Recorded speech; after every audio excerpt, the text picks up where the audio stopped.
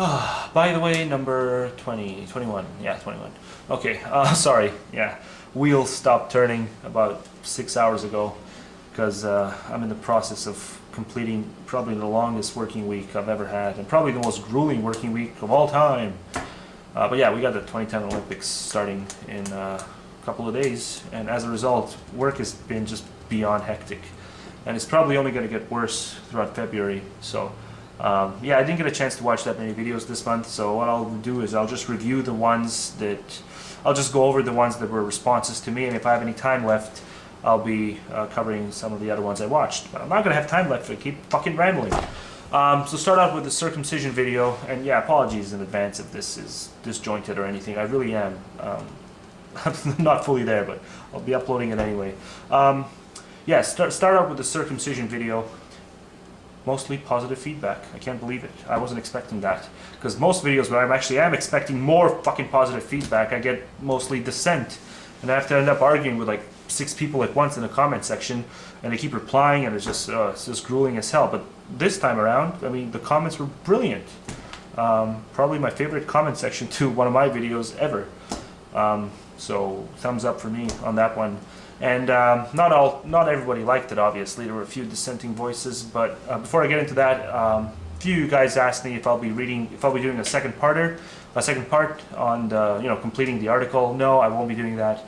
Instead, I'll just mention that towards the end, what the article goes on to talk about is how doctors and just hospital procedures in general, they don't have any policy set in place to making sure that the parent is at least, the least bit educated about circumcision, about the risks, the alternatives, and even the benefits. Well, benefits. No, all a doctor does is walks up to a parent, hands him a form, and parent or guardian, right, and says, oh, yes or no, right?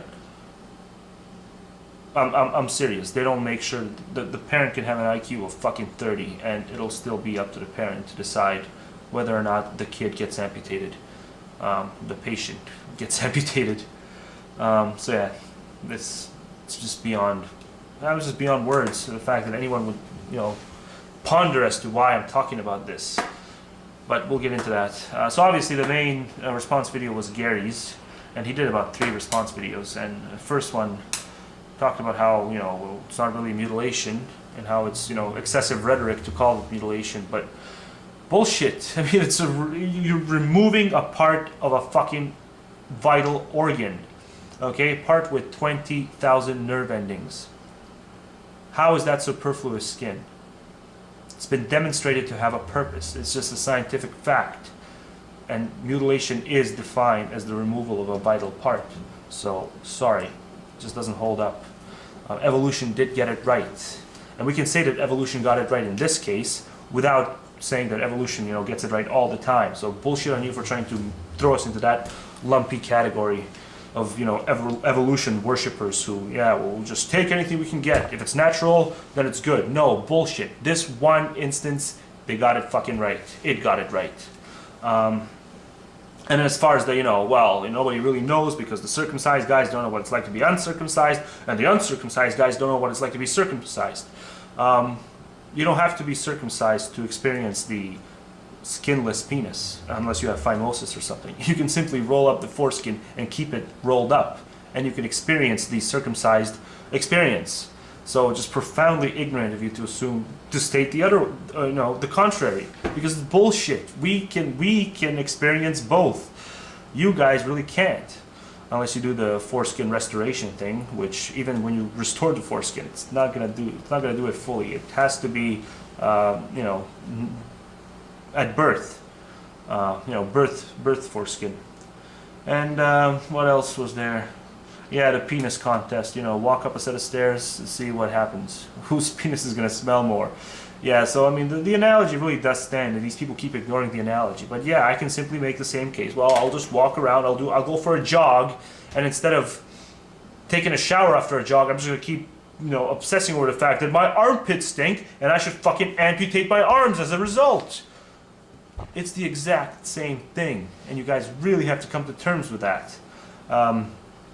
I don't see why there's just this fixation on the penis, as if the penis is somehow the holy fucking grail. And if your armpits smell, well, that doesn't matter. But if your penis smells, holy fucking shit, that's just beyond revolting. And again, it doesn't have to smell. If you shower daily, it will not smell. So really just see cheap, superficial critiques. What else was there? Yeah, so obviously, when we bring up the fact that it's an individual freedom, Gary brings up the fact that, well, maybe the person who was not circumcised would have wanted to be circumcised at some point later on down the road. And the percentage of people who want that compared to the percentage of guys who are circumcised at birth and would rather not have been, drastically different. So bullshit argument. And even if the scales weren't as tilted as they are in our favor right now, the procedure for foreskin restoration, the surgery for foreskin restoration, is still a hell of a lot worse and doesn't really give you the full benefits of being uncut as going through circumcision later on in your life. So again, bullshit. Because once you're circumcised later on in your life, you're fully there. You experience the circumcised state at 100%. However, if you want to restore your foreskin later, it will still not be the 100%. So the default position should be, yes, leave him intact, and we'll go from there. And then they can make the decision later on. It's just so fucking clear. And let's see, what else did he do? He got a bit personal later on. He trashed European bathrooms, which was just, I mean, I've been in Europe. I'm born and raised in Europe, and I've visited a bunch of times. I've never once noticed any sort of a difference between a European bathroom and a North American bathroom. So he just pulled that right out of his ass. Apparently Europeans also bleed animals to death. He mentioned that he saw people torture animals in the most cruelest ways back when he was in Louisiana. But now he's tries to make it out Europeans are we're particularly offensive when it comes to this animal thing, and it's just bullshit. It's probably equally bad all around the world.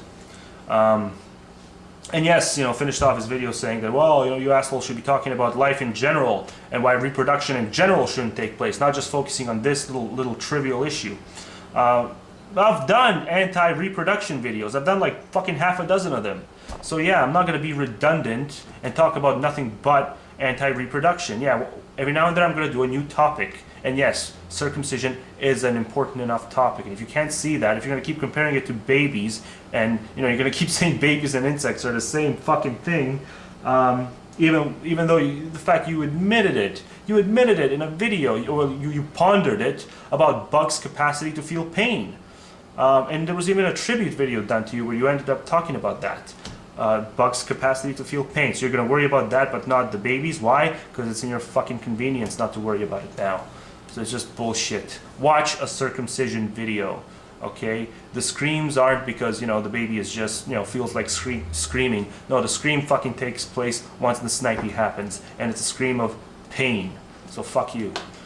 And that's about it, right? No other things that he mentioned that I can think of right now. Yeah, just cheap and superficial criticisms all around. So moving on to fucking hell, 8.5 minutes. Oh crap, how did I manage to yak away for 8.5 minutes? But I did want to go over oojamaflipper's response to my taxation thing video, because he made a few arguments. I responded to him, but I didn't upload it because he got tangled up with all the DMCA stuff, and I didn't want to get in the way of him tackling all those comments, so I just never uploaded those two videos. And I was a bit humorous in my argumentation style when I responded to him, so that shouldn't go on this channel anyway. But yeah, so every single argument that he brought up, and I'll link to his video, but every single argument he brought up was a slippery slope argument. So yeah, say a construction worker is motivated to build something that's essential to society, and he's motivated by listening to a piece of music that's deemed as a non-essential subject in school. So once you allow that first slippery slope, once you allow that first connection to take place as a justification to fund the subjects equally, I can simply apply it to anything else. So I can say that the musician who made the song that this construction worker got inspired from, I can simply make an analogy and say, well, what if the musician got his inspiration from a porn movie? Should we be obliged to subsidize porn classes? Should we come up with porn classes? Because yeah, we need to perfect the craft. because musicians get inspired from it, and thereby construction workers get inspired from the work of musicians.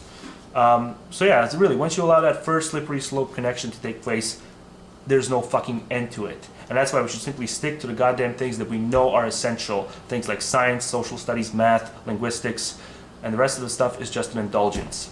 And again, I mean, civilization itself predates art classes. So, I mean, it can happen. And it predates art itself, unless you want to say art is, you know, what the cavemen drew on their little caves. Little pictures of their dogs and shit, or whatever the fuck that was. I'm pretty sure civilization would have taken place had it not been for those little drawings anyway. It's a result of intelligence, not indulgence. So bullshit on that. And people talking about how, well, the only reason I brought up the whole topic to begin with was because it's my own preference, right? I love science, I love linguistics, and I hate all these other subjects.